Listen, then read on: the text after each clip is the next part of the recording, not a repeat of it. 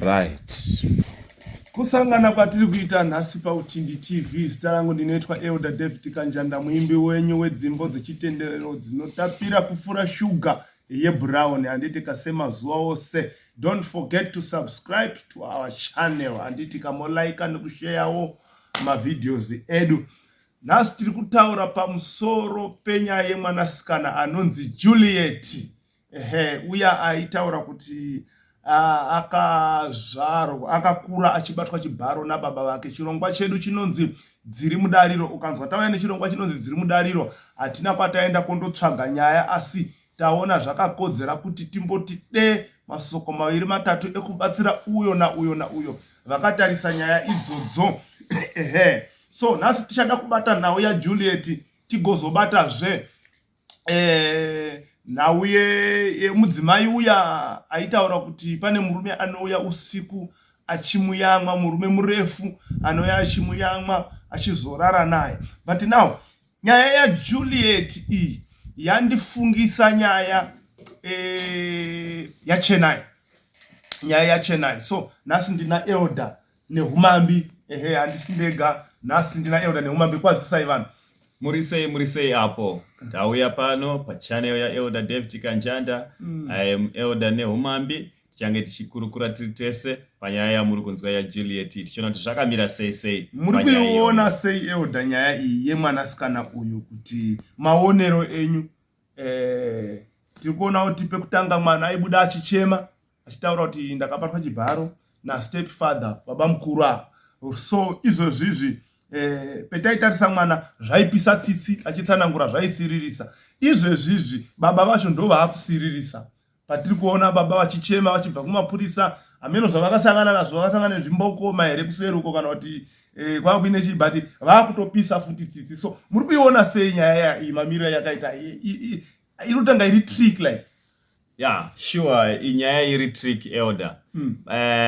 Sekutaura kwamuri kuita kuti mudhara kunzisa tsitsi, but pekutanga panga pachitsanangura Juliet, sure tachinyatsoona kuti Juliet uyu matauriro ari kuita unoziva kana wakataisa munhu, so une chitoona kuti no pane zvakaitika. Pozoya pamwe paunoona kuti no apa munhu ari kufrema nyaya kana kuita sei.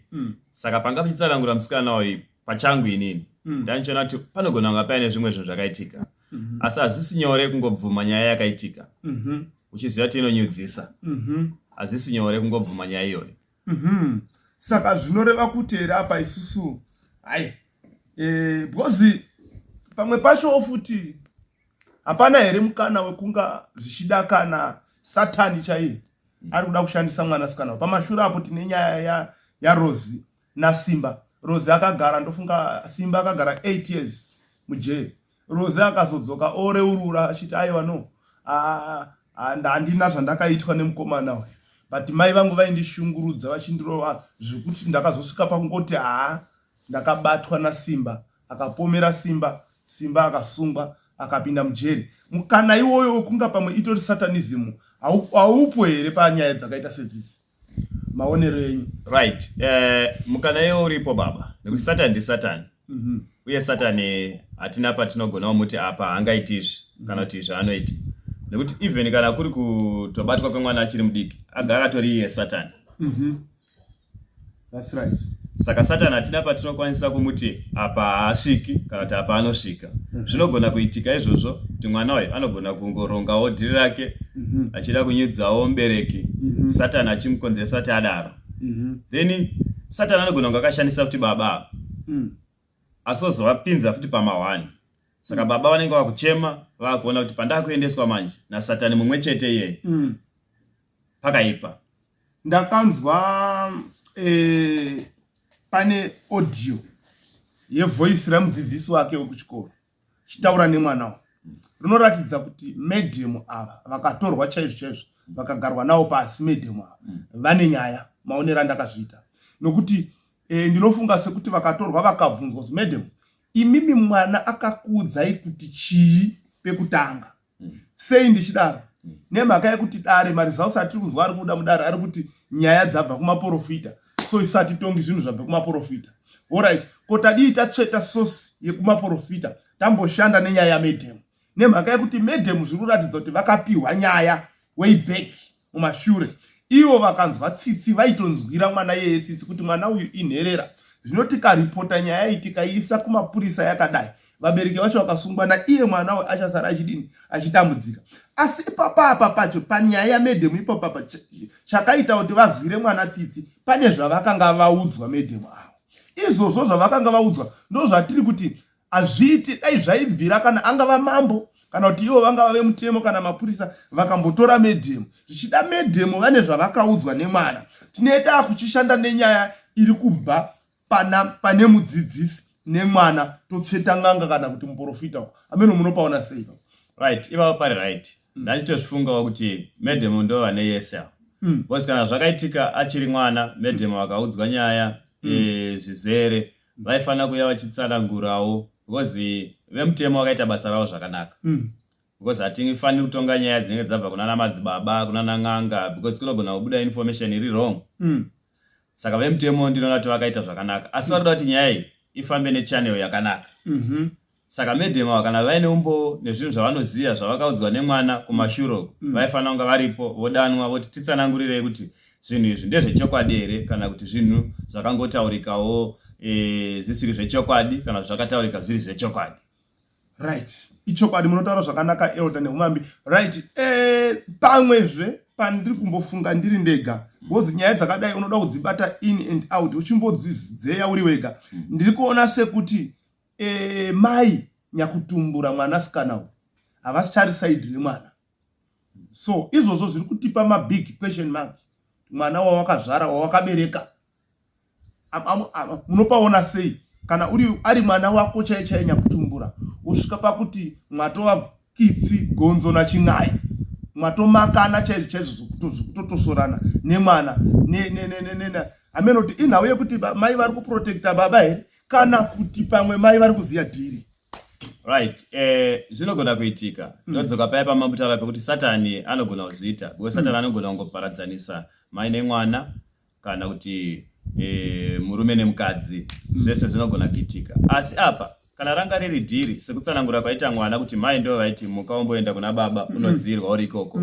Kana zvazvine chimwe chivanhu kana kuti mimwe mishonga yekuti vabudirire, hapana pavangaita nyore kuti vafumure murume wavo vachiziva kuti naivo vanobenefita nazvo.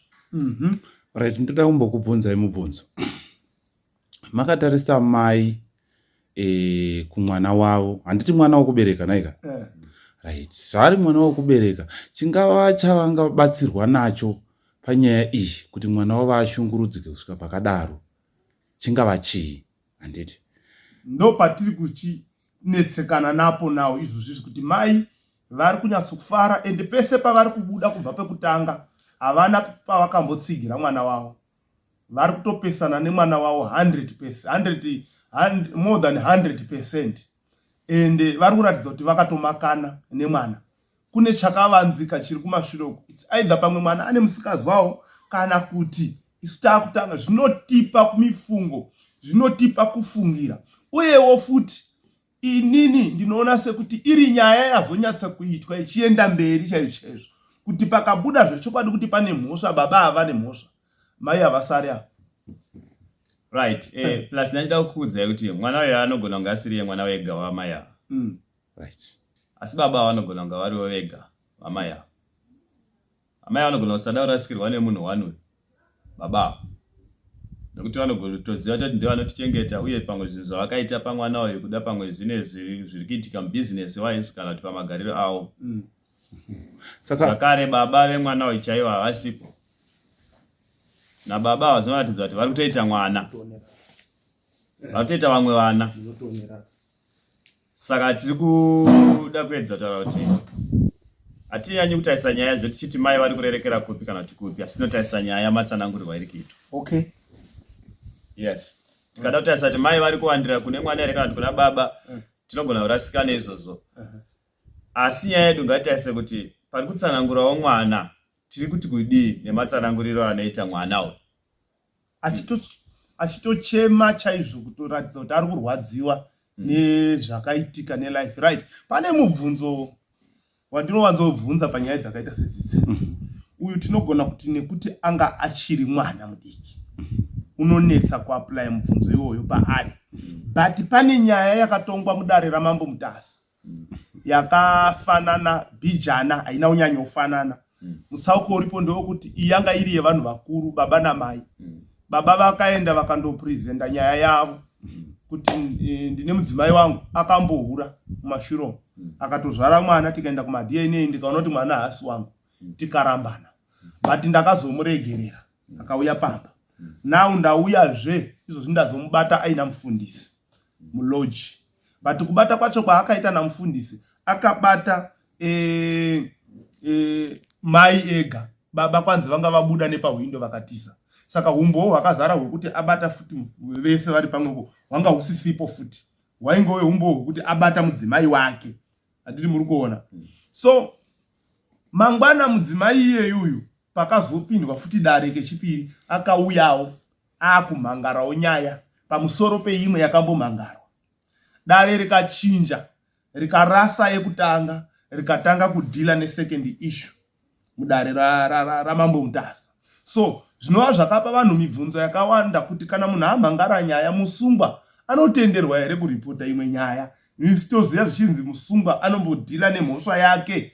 Kana ainewo mhosva umbotanga akiliya yake, kana aine nyaya yekuzoripota ozoripotawo. So isu takazoitisara zvekine mibvunzo neimwe yaibva muvanhu yekuti kunguva yaakarepwa munhu, because akauya achizoti inini ndakarepwa nemurume wamuri kuona iyeyo. Murume wamuri kuona iyeyo kundirora kwacho inini akatoita zvekundirepa ndine 15 years. Ndandito nemukomana wangu wandaida kuroorwa naye, zvino uyu akandifoseredza. Saka kuhura kwese uku kuhura kwemunhu ari kutaura kuti ndiri kugara nemurume asiri wangu. But ukadongorera nerimwe dziso unoona kuti mudzimai wacho ari kutaura ane dhimoni guru rechipambi, ende akangwarisa, akutozama nepese paanogona napo kuti afutsire murume uyu nokuti amunyadzisa pamberi pevanhu. Handimukuzvona? Saka takaita mibvunzo yekuti panguva yaakarepwa mapurisa anga asiko here? Number 1. Number 2, ko iye muromo wekuti aende kondotaura kuti ndarepwa wanga asinawo here? Muri kuzviona manje? Saka pane pamwe nyaya ndingoitora seexample nokuti tinayo takaiuploada mumashure nyaya iyoyo. So hatisi kuda kuipinza zvedu iyoyo. But ndingoitora seexample yekuti pane pamwe paunozwa dzimwe nyaya dzonyuka nekuda kwekuti munhu apinwa, munhu aiswa pakona, ndopamunozwa dzimwe nyaya dzakudini, dzakubudikira kuda kunzvenga. Right? Muri yeZimbabwe takuvimbisai kuti nhasi tichada kutaura zvepamusoro pamai vaya varikabuda zvepasocial media. Chirongwa chedu chinonzi dziri mudariro, tine tichibata dziri kupisa, dziri kutendera mumastreets esocial media. Nhasi uno muchirongwa dziri mudariro tiri kufamba nenyaya mbiri dziri kuwanikwa paZim News Beat TV. Yekutanga yakanzi Mount Darwin. Juliet, baba nehanzvadzi yangu, vaindibata chibharo ndiri kuprimary Nengo yaSaraka. Right, yechipiri yatinayo nhasi yakanzi Bindura, murume murefu anouya andinwa nekundirwisa achirara neni, murume wangu akutoshaya mukana. Tiri kuitira kana wanga usati wasangana nadzo, enda ikoko kwadzakaparurirwa utange wanzwisisa wozoya pano patava kuisa solution panapa. Right, pane yamai avo vakandisiririsa mai vavo, vakandirwadza, vakauya vachitaura kuti pane murume anouya anondiyanga, anorara neni. So izvozvizvi ndinogona kungotevera, uye ndina sisi wangu futi vari kungotevera, uye ndine hama dzangu dzakangofa nechirwere chimwe chete chakangofanana chekenza here zvavaitaura vari mudare ravainzi ani sekuru ava ng'anga iyi, sekuru ava sorry zita racho tinogona kurisa pascreen but ndarikanganwa zvangu zita racho for now. But ndakaona vari mudare rasekuru ivavo vachitsanangura nyaya yavo vachiti kwanzi tarisai muone achitofukura guvhu, tarisai muone kuzvimba kwandakaita, ende uchitoti ukamutarisa unoona kuti health wise munhu yaari kurwara. Munoda kuti chiko tomubatsira seiko mai ava? Right, sezvamanzwa kuti inini I'm an elder, handiwanzorerekeri kuvanhu vaya machinda vamunoti ng'angaya nevamwe vanotaura zvakawanda. Of course kana nyaya yamudariro tinongozoigazeta seizvezviso, but mai ava vanoda kubatsirwa kuti vazive kuti ivo chinogona kuvaita kuti vararame ivo, chinovaponesa ivo pachezvavo chi. varege kutsvaga kuti kuna nhingi wangu akazodai nanhingi umweni wakadai. Of course kuziva history kwakanaka kana kuziva zviri kuitika kwakanaka, but iwo ndio vanoda kuziva kuti kuna Jesu. That's right. Yes. Mai vanofanira kuziva kuti iwo pachezvavo Jesu uyu akatovafira, anogona kuvabvisawo zvinhu zvese izvi nemurume uyu ari kuuya achivashanyira. Vafanira kushanyirwa nekuti iwo vanoratidza kuti mai ava vatori empty iwo pachezvavo. Mukati mavo hamuna Jesu. Apeno Elder kuti saka toita sei nawo mai ava? Because toda kutobva panapa tavabatsira, tovagamuchidza Jesu kapana mai ava ngavagamuchire Jesu. So ini ndiri kuda kuti kana makateerera mai, toda kumbokuverengerai bhaibheri. Ndoda kumbovaverengera chekutanga. Hatisi kuda kukufosai pazvinhu izvi. Right. Kana makaona sekuru kwamakaenda zviri kukuitirai, itai izvo makaona zviri kudini. Isusu taakuti kana zvazoramba kwamuri ikoko, tine imwe solution iri nane. Right. Soko raMwari rinoti pane rimwe ropa rinotaura zviri nane kupfuura raAbel. Pane zvimwe zvatinofunga kuti zviri nane, but pane zviri nane kupfuura zvatinofunga kuti zviri nane. Right. Chekutanga da kuti muzive kuti Ephesians yandavhura iyi chapter 6 verse 12 inoti nokuti atirwi nenyama neropa, asi navabati, navane simba, namadzishe enyika eri marino, nemweya yakaipa yedenga. Tese imimi madha nesu kuno. Musafunga kuti kutanga nekunzi elder tine kwatakabvawo kune zvitoriko zvinototevera zvinotoshupa zvokutoti nhasi ndikatosiyawo Mwari uyu unotondoona ndakuto Satani akundiita mabvarubvaru. Right. Pari kunzi atirwi nenyama neropa, zvinoreva kuti izvo munhu wese ari panyika panapa nyangwe achiroya but haisi mhandu yangu. Tinoziva kuti vana sekuru ava hatisi kuvashora, vakawanda vavo havakuudzi zvatiri kukuudza izvi. Right.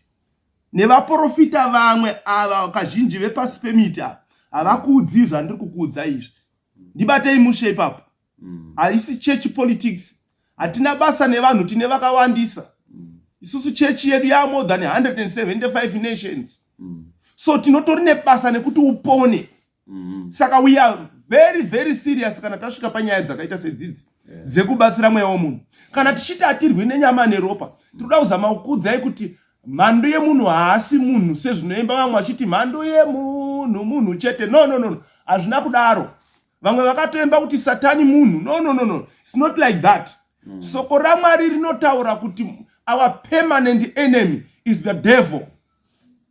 So dauti muzive kuti vese vamakabata kwese kwamakafamba hadzisi dzo mhandu dzenyu. Nhasi mukazvigona izvozvo muchaona kuti muchatanga kupora right now. Tichitotaura kudai munotanga kupora.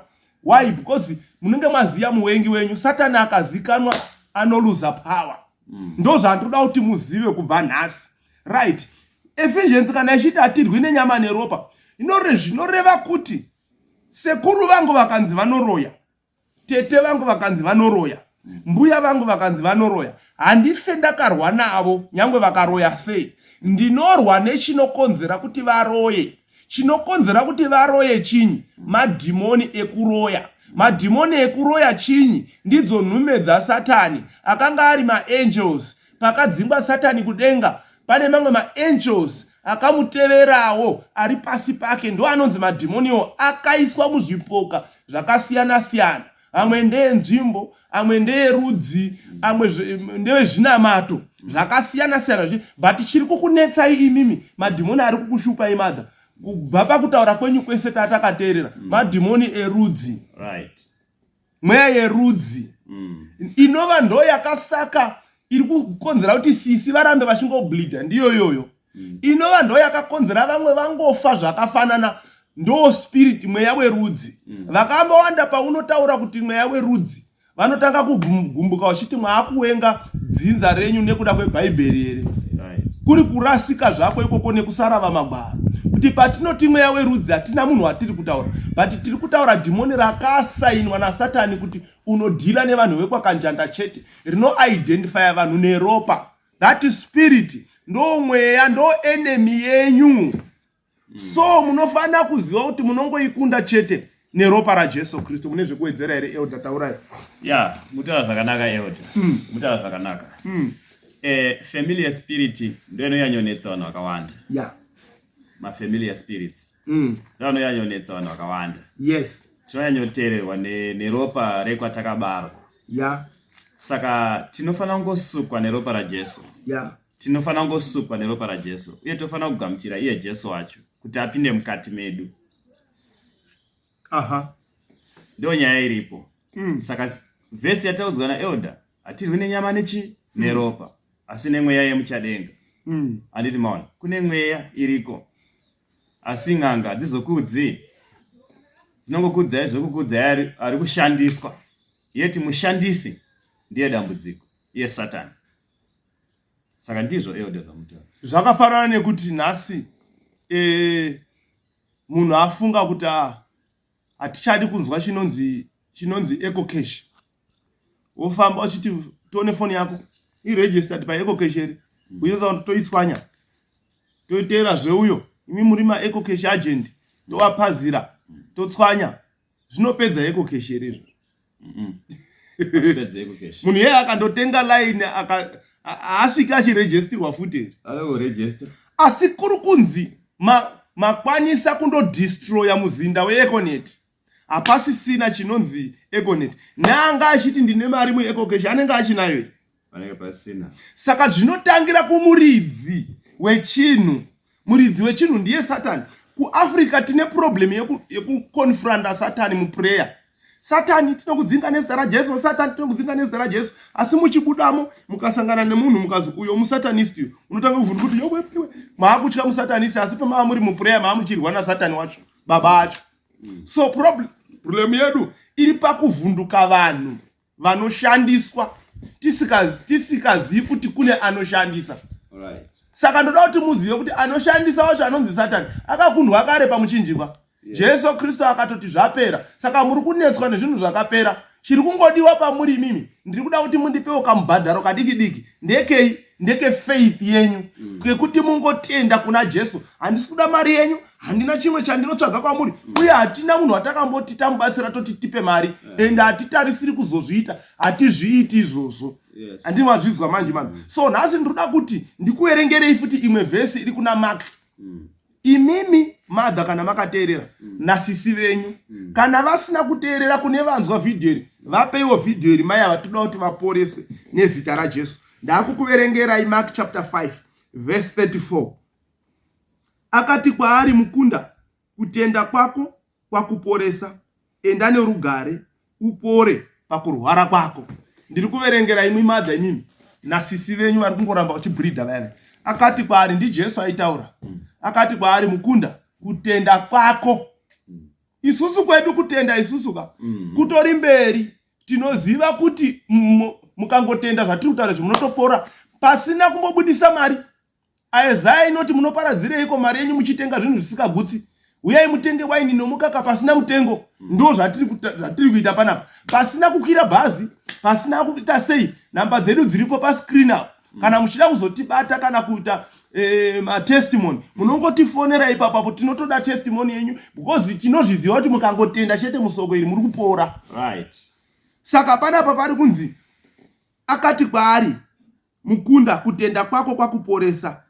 Enda norugare upore pakurwara kwako. Ndiani kwaiunzwa? Mudzimai akanga ane kurwara kwekubuda ropa kwemakore 12 sezviri kuita sisi venyu 12 years. Bhaibheri mukaverenga zvakanaka muchidzoka kumashure kubva kutangira kwainotangira nyaya iyi. Unozwa kuti mai ava mukunda uyu ari kunzi kutenda kwako kwakuporesa akaenda kun'anga. Bhaibheri harina kuhwanza ipapo. Rinoti akaenda kun'anga. Ende harina kunzvenga. Zvikanzi akapedzerwa mari zhinji nepfuma yake. Harina futi kunzvenga. Zvikanzi asi haana kuporeswa asi akatonyanyiswa akawedzerwa. Kurwara kwake matambudziko ake akawedzera. So we are not saying ibvai kwamuri ikoko.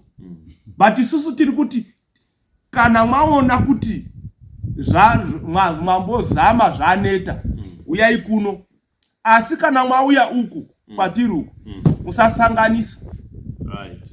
Ndapota kana muchida kuona kuti Mwari haashandi itai kuti kun'anga kumaprofita, mwouya futi kwedu isusu kwatinongotaura zvaJesu. Isusu tinongotaura Jesu chete, hatina chimwe. Chinofanira kukuporesa Jesus. According to Philippians chapter 2 from verse 9 to 11. Inoti Mwari wakamukudza zvikuru, akamupa zita rinopfuura mazita ose, kuti muzita raJesu Kristu mabvi ose apfugame. Avari kudenga, navari panyika, navari pasi penyika, kuti ndimi dzose dzipupure, dziti Jesu Kristu ndiye Ishe. Amen. Vari kudenga vapi? Kunogara maangels. Nemwe china futi imwe iri muchadenga. Painonzwa nezvaJesu inofugama. Panyika ndepapi? Pano patiri isusu. Hazvina basa kuti uri mambo, uri president, uri ng'anga yakaita sei. Panotaurwa nezvezita raJesu, munhu wese anowarara. Pasi penyika ndepapi? Underground munyika yemweya. Kuya kunonzi munhu akatorwa, kunonzi watorwa nenchuzu, waenda kune imwe futi kingdom yaSatani iri underground. Ikoko kozosvika tasvika kugehena chaiko, kugomba remoto, kudziva remoto. Kune inonzi Tatarasi, kune madhimoni ariko akasungwa zvekusvika narini. Right. Kwese ikoko, kwese panongomentionwa zita raJesu Kristu, vanowarara. Amen. Amen. Saka hatina chatoda kukupai madha. Toda kukupai Jesu chete. Yes. Saka ndoda kuti ndisiye nguva kuna Elder neumambi. Pane munamato wavachaita. Amen. Muri ikoko. Kana muchitenda munongoteedzera that prayer. Amen. Munongoteedzera munamato iwoyo chete. Mukauteedzerera. Uchakubatsirai kuti chekutanga munofanira kutanga mabva kuumambo hwenyika. Obva mapinda muumambo hwaMwari. According to John chapter 3 verse 3 ne verse 5. Noti hamugoni kuona ushe hwaMwari, uye hamugoni kupinda muushe hwaMwari kana musina kubarwa patsva. Amen. Saka toda kuti mutange mabarwa patsva, mopinda muumambo hwaMwari, muri kumba kwenyu. Toda kuti Mwari aita, hapana, Mwari haalimitwi nedistance. Yes. Makagara zvenyu kumba kwenyu, hazvidi simba renyu izvi. Amen. Elder neumambi, go ahead. Right. Saka takugamuchidzai Jesu. Manzwa make ichierengwa chiti kutenda kwako kwakuporesa paurwere hwako. That's right. Kureva kuti urwere ndehwenyu. That's right. Asi kutenda ndekwani futi ndekwenyu. That's right. Saka kanzi kutenda kwako kwakuporesa. That's right. Anditika. Amen. Saka munoita munamato andichaita pano kukugamuchidzai Jesu. Muri ikoko. Amen. Hapana chamunonzwa kuti hecho iyo ari kupinda uyo. Asi kutenda kweche kwamunenga minako ikoko, kutenda kwamune muchita ikoko ndokupinda kwake Jesu wacho. Yeah. Saka itai kuti Ishe Jesu. Ishe Jesu. Ndinouya kwamuri. Ndinouya kwamuri. Zuva ranhasi. Muzuva ranhasi. Ndinobvuma kuti ndiri mutadzi. Ndinobvuma kuti ndiri mutadzi. Asi ndinoti Ishe Jesu. Asi ndinoti Ishe Jesu. Pindai mumwoyo mangu. Pindai mumwoyo mangu. Pindai muupenyu hwangu. Pindai muupenyu hwangu. Muve Ishe. Muve Ishe. Namambo. Namambo. Nemuponesi woupenyu hwangu. Nemuponesi woupenyu hwangu. Kubva muzuva ranhasi. Kubva muzuva ranhasi. Nyoraiwo zita rangu. Nyoraiwo zita rangu. Mubhuku yeupenyu. Mubhuku yeupenyu. Dzimaiwo zita rangu. Dzimaiwo zita rangu. Mubhuku yerufu. Mubhuku yerufu. Muzita raJesu Kristu. Muzita raJesu Kristu. Amen. Amen. Amen. Ndoda kukunamatirai. Kana muri pamakagara ipapo, izvi tiri kuitira chero muno, kwete mai ava chete vari kurwara. Anyone ane problem neosa anoda kuporeswa naJesu, chingodzokorora kumashure kwevidhio, udzokorore munamato iwoyo. Wapedza ndakukunamatirai imwese vatendeuka vateerera munamato uyu. Ndokukumikidzai kuna Mwari. Ndinongokumbira kuti zvishoma kwekanguva kadiki unongosimudza kana umwe muoko wakabata foni usina kubata wacho chiusimudza mudenga kuratidza kuzvisarenda kuna Mwari. Kana paine zviri kukudisturba unogona kuvhara madziso ako nokuti ndaakunamata. Libona siando liya mashaka riya tabasande kutsuku ya pepe shamuna mulena riya tasando kushuku. Tatenda Mwari neupenyu uhu. Taukumikidza kwamuri. Taakutaura blessing, ropafadzo, protection ya Mwari. Muzita raJesu Kristu weNazareta. Muzita raJesu Kristu. Nhasi kubva nhasi maproblems atakanzwa pana mai ava. Maproblems atakanzwa pana mai ava. Mweya yerudzi iri kuwasona ngaichitanga kutama nezita raJesu. Ngaidisappear. Taakutumira moto waMwari. Tatuma mutumwa waMwari akabata munondo wemoto. Aha, vatumwa vamukomberedze pamba paanogara, paanobuda, paanopinda, paanokwira nekudzika. We speak fire. We speak fire. We speak fire. We speak fire. Tamumwisa ropa raJesu. Tamunyika muropa raJesu. Rine simba risikaperi zvesimba. Kubva nhasi zvichienda mberi. Mweya yerudzi haisina simba pamusoro poupenyu hwake. Taushandura, tauchinja. Muzita raBaba nereMwanakomana nereMweya Mutsvene. Muzita raJesu Kristu weNazareta. Amen and amen. Amen. Mwakanaka Jesu, mwakanaka Jesu, simudza ruoko rwako uchiti, mwakanaka Jesu, mwakanaka Jesu, mwakanaka Jesu, simudza ruoko rwako uchiti, mwakanaka Jesu, simudza ruoko rwako uchiti, mwakanaka Jesu. Musatya anything, musavhundutsirwa kana maamuna Mwari uyu. Soko raMwari muBhaibheri makanyorwa kanopfuura ka 365 kunzi fear not. Gore nemazuva mangani 365. Kuroti every day uri kuudzwa naMwari kunzi usatya. God bless you. Komborwa itosangana muzvirongwa zvakasiyana siyana. Rambai muine su pano paUtindi TV. Kana wakanganwa kusubscribe usabva usina kubaya pakanzi subscribe, ubaya pakanzi molaika video redu nekurishare, moramba muchitinamatira nesu tinoramba tichikunamatira iwo. Tosangana muzvikamu zvinotevera. Fear not, sin not. God bless you.